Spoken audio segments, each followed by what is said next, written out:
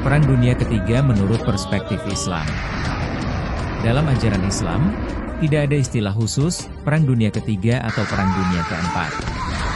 Islam hanya membahas tentang peperangan besar di akhir zaman, yang sering dikaitkan dengan tanda-tanda kiamat. Serangan Amerika Serikat dan Israel terhadap Republik Islam Iran, banyak pengamat yang mengkhawatirkan bahwa pecahnya Perang Iran melawan Israel dan Amerika sebagai gejala awal dari Perang Dunia Ketiga. Sebagai umat Islam tentu saja kita harus lebih cermat dan terus mengikut perkembangan konflik yang saat ini sedang berlangsung. Di mana dalam suatu serangan udara Israel dan Amerika Serikat telah menyebabkan gugurnya pimpinan tertinggi Republik Iran, Ayatollah Ali Khamenei.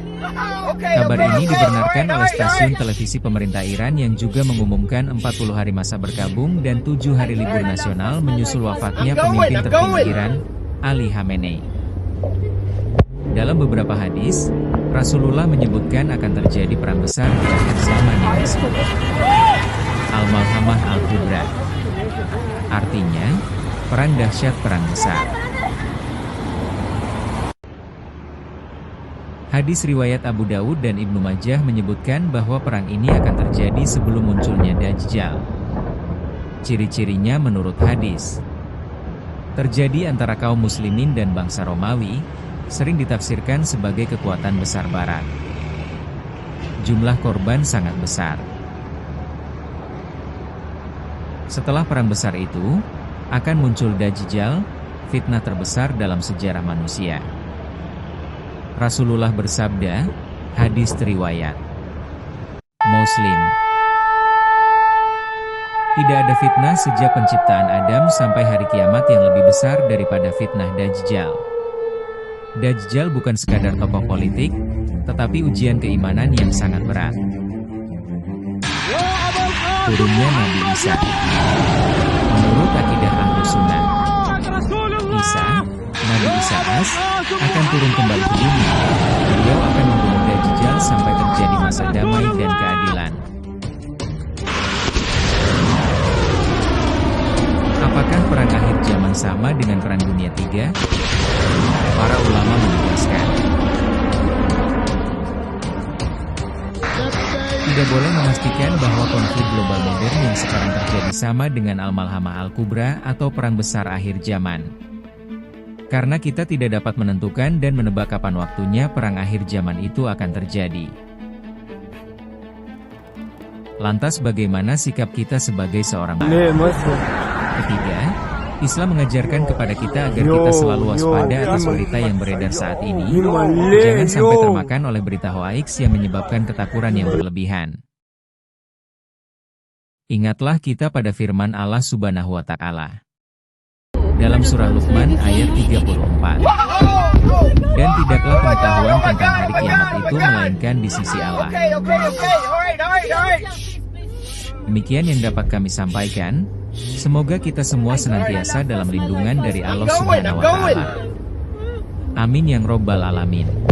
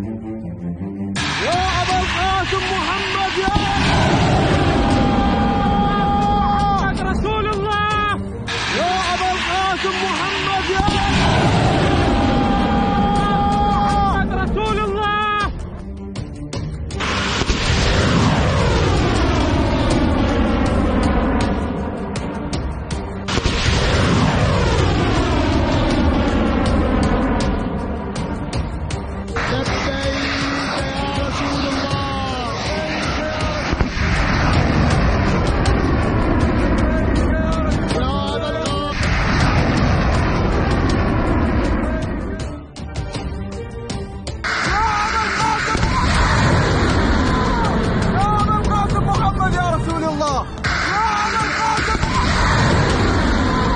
يا أبا القاسم محمد يا رسول الله.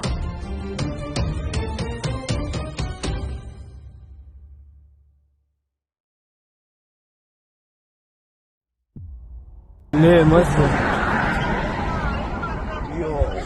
yo iman le yo